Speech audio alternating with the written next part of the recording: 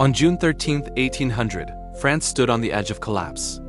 And yet, against all odds, one man, Napoleon Bonaparte, marched his army over the frozen Alps, performed one of the boldest maneuvers in military history, and shocked Europe with a victory nobody believed was possible. This is the story of the Battle of Marengo, the day Napoleon rewrote the fate of France.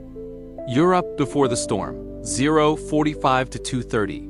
Visuals, maps of Europe, scenes of unrest. After years of revolution, France was surrounded by enemies. Britain ruled the seas. Russia and Austria dominated the continent. And inside France, political chaos threatened to tear the nation apart. But in 1799, a 30-year-old general, Napoleon Bonaparte, seized power and became first consul of France. His message was simple: give me an army, I will give you victory. Austria was preparing a massive offensive in Italy. If they won, the French Republic could fall. Napoleon needed a miracle, and he decided to create one himself. The legendary crossing of the Alps, 2:30 to 5 o'clock. Visuals, alpine peaks, soldiers pushing cannons, rough weather. Instead of attacking in the obvious way, Napoleon chose something insane. He would secretly cross the Alps, through icy mountain passes, and strike the Austrians from behind. His men dragged cannons over cliffs, pulled artillery using ropes, and marched through freezing storms. The diaries of French soldiers describe, the path was ice, the wind tore at our faces. We walked on the edge of death. For days, the army climbed through narrow, dangerous paths where a single misstep meant falling thousands of feet. Yet they pressed on. When they finally descended into Italy, the Austrians were stunned. Napoleon had appeared where no army should ever be. The search for the enemy, 5 o'clock to 7 o'clock. Napoleon expected the Austrians near Milan, but they were not there. In fact, the Austrian commander, General Michael von Melas, had his army concentrated much farther south. Napoleon began a desperate search across Italy. Skirmishes erupted. Villages were occupied and abandoned. Both armies raced toward each other. By June 13th, the French reached a small village called Marengo. Napoleon believed the Austrians were far away. He was wrong. A surprise attack, 7 o'clock to 10 o'clock. Visuals, early morning fields, lines of infantry, cavalry charging. At dawn on June 14, 1800, while French soldiers cooked breakfast, the fields shook. 30,000 Austrian troops launched a surprise attack. Napoleon had barely half that number. The first Austrian artillery salvo smashed through French lines. Villages caught fire. Cavalry charges scattered French battalions. Napoleon rushed across the battlefield shouting commands, "Hold your ground! Reinforcements will come!" But hour after hour, the French were pushed back. By noon, Napoleon's entire army was retreating. For the first time in years, it looked like Napoleon was about to lose.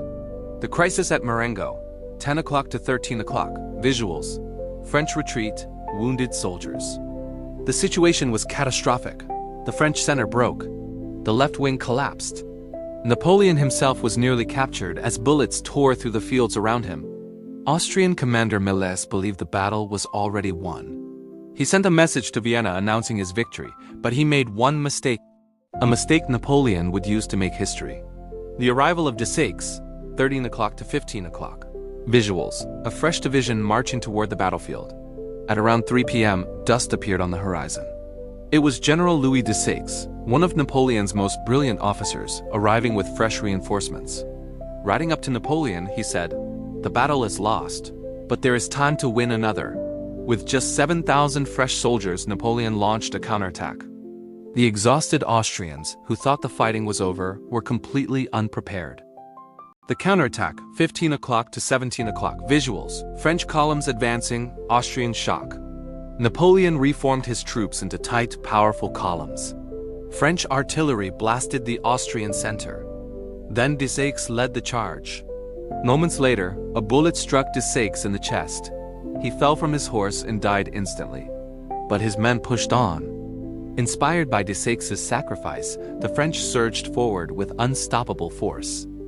The Austrian line shattered. Soldiers fled in chaos. Victory at Marengo, 17 o'clock to 1830. By sunset, the battlefield belonged to Napoleon. The Austrians retreated in panic. General Melas surrendered large parts of northern Italy. News of the victory spread across Europe. In Paris, crowds filled the streets chanting Napoleon's name. Marengo had saved France and turned Napoleon from a rising general into a legend. Legacy of Marengo, 1830 to 20 o'clock. Visuals, paintings, statues, maps. The Battle of Marengo changed the course of history. It secured Napoleon's power. It restored French control over Italy. And it proved that boldness, speed, and intelligent risk could defeat even superior numbers.